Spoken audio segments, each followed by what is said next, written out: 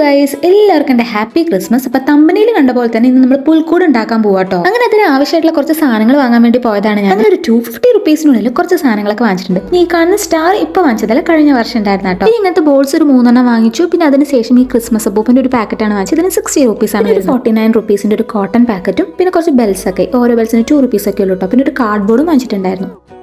സത്യം പറഞ്ഞാൽ ഇത് ഫ്ലോപ്പ് ആവുമെന്ന് എനിക്ക് നല്ല ടെൻഷൻ ഉണ്ട് കേട്ടോ. കാരണം കുറേ നാളെ ഇങ്ങനത്തെ ക്രാഫ്റ്റ് വർക്ക് ഒക്കെ ചെയ്തിട്ട്, പണ്ടൊക്കെ ഇങ്ങനത്തെ ക്രാഫ്റ്റ് വർക്ക്സ്, പെയിന്റിങ്സ് അങ്ങനത്തെ കാര്യത്തോടൊക്കെ ഭയങ്കര ഇൻട്രസ്റ്റ് ആയിരുന്നു. പിന്നെ എന്താ പറ്റിയെന്ന് അറിയില്ല, അതിനെക്കുറിച്ചൊന്നും ആലോചിക്കാറ് പോലും ഇല്ല. ഇപ്പം എന്തോ ഇങ്ങനെയൊക്കെ ഉണ്ടാക്കാൻ തോന്നി, അങ്ങനെ സ്റ്റാർട്ട് ചെയ്താ കേട്ടോ. പിന്നെ അതിനിടയ്ക്ക് അമ്മ നല്ല ചൂട് മാഗി കൊണ്ടുവന്നിട്ടുണ്ടായിരുന്നു. അപ്പോൾ അതൊക്കെ കഴിച്ചു കേട്ടോ. പിന്നെ അതിനിടയ്ക്ക് ഇവർ പറഞ്ഞുകൊണ്ടിരിക്കുന്നുണ്ട് സമയം 10 മണിയാവാനാണ് പോണത്, ഇതൊക്കെ വല്ലതും സെറ്റ് ആവുമോ. പക്ഷെ അതൊന്നും കേട്ട് നമ്മൾ തളരരുത് കേട്ടോ. നമ്മൾ ഉണ്ടാക്കാൻ തുടങ്ങിയത് എന്താണോ അത് നമ്മൾ അവസാനിപ്പിച്ചിരിക്കും.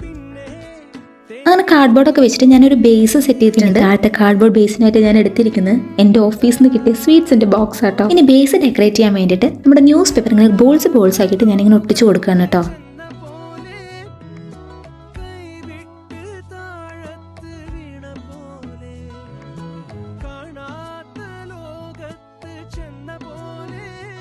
മേലനങ്ങാണ്ട് എന്തെങ്കിലും ചെയ്യുമ്പോഴേക്കും ഇടുപ്പ് വേന, തലവേന, ബോഡി പെയിൻ അങ്ങനത്തെ ഒരുപാട് വേദനകളാട്ടോ. സാരില്ല. ഇനിയിപ്പോൾ ടോപ്പിലുള്ള ബേസ് കൂടി ഞാൻ സെറ്റ് ചെയ്ത് വെച്ചിട്ടുണ്ട് കേട്ടോ.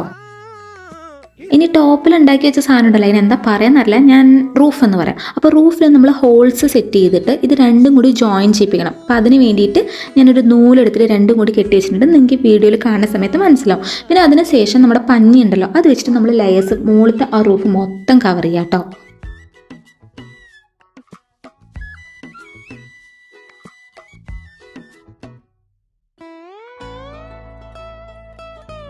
അങ്ങനെ ഏകദേശം ഒരു ഔട്ടർ ഞാൻ സെറ്റാക്കി വെച്ചിട്ടുണ്ട്. ഇതുവരെ കഴിയാൻ തന്നെ കുറച്ച് ടൈം എടുത്തു. ഇനി ബാക്കി നാളെ രാവിലെ ചെയ്യാമെന്ന് വിചാരിച്ചു. കാരണം സമയം 11:30 ഇനി ഇവിടെ ഒന്ന് ക്ലീൻ ചെയ്തിട്ട് വേണം കിടക്കണമെങ്കിൽ.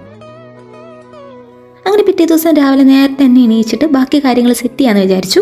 ഇതെനിക്ക് രാത്രി ഓർമ്മ വന്ന ഐഡിയ ആണ് കേട്ടോ. ഇങ്ങനെ സീഡൊക്കെ പഴയതുണ്ടെങ്കിൽ അത് വെട്ടി അതിനകത്ത് വെച്ച് കഴിഞ്ഞാൽ ഇങ്ങനെ തിളങ്ങുന്നൊരു എഫക്റ്റ് കിട്ടുമല്ലോ. അപ്പോൾ അതിന് വേണ്ടിയിട്ട് അപ്പോൾ ഞാൻ അമ്മോട് ചോദിച്ചപ്പോൾ പഴയ എൻ്റെ തന്നെ കുറേ സീഡി ഇരിക്കുന്നുണ്ട്. എൻ്റെ ലളിതഗാനത്തിൻ്റെ എന്തിൻ്റെയൊക്കെ സീഡി ഇരിക്കുന്നുണ്ട്. അപ്പോൾ അതൊന്നും എന്തായാലും യൂസ് ചെയ്യില്ല. അപ്പോൾ അതൊക്കെ കട്ട് ചെയ്തിട്ട് ഞാനിതിൽ ഒട്ടിച്ചു കേട്ടോ. അങ്ങനെ ഉള്ള സീഡ് വെച്ചിട്ട് അത്യാവശ്യം ഞാൻ ഫില്ല് ചെയ്യാൻ നോക്കിയിട്ടുണ്ട് കേട്ടോ. എങ്ങനെയുണ്ട് ഗൈസ്, ഇഷ്ടപ്പെട്ടു? അങ്ങനെ ഉള്ളിലുള്ള പണി ഏകദേശം കഴിഞ്ഞിട്ടുണ്ട്. ഇനി പുറത്തും ഇതേപോലെ കോട്ടൺ വെച്ചിട്ട് ഫുള്ള് ഫില്ല് ചെയ്യണം കേട്ടോ. ഇനി ഈ ഒരു പേപ്പറിലാണ് ഞാൻ നമ്മുടെ ഉണ്ണിയേശുവിനെ കെടുത്താൻ പോണത്. ഈ ഉണ്ണിയേശുവിന് ഒരെണ്ണത്തിന് 12 രൂപയുള്ളൂ കേട്ടോ. അങ്ങനെ 3 ഞാൻ വാങ്ങിച്ചത്. ഇനി നമ്മുടെ ഡെക്കറേഷൻ പാർട്ട് മാത്രമല്ല, നമ്മുടെ ബോൾസും നമ്മുടെ ക്രിസ്മസ് അപ്പൂപ്പിനൊക്കെ നിങ്ങൾക്ക് ഇഷ്ടമുള്ളത് തൂക്കി കൊടുക്കാം. അപ്പോൾ ഞാൻ ഫൈനൽ ഔട്ട്പുട്ട് കാണിച്ചു തരാം. ഇതാണ് അതിൻ്റെ ഫൈനൽ ആയിട്ടുള്ള ഔട്ട്പുട്ട്. ഇനി നിങ്ങൾ പറയൂ ഗൈസ്, എങ്ങനെയുണ്ട് ഒരു കുഞ്ഞു പുൽക്കൂട്?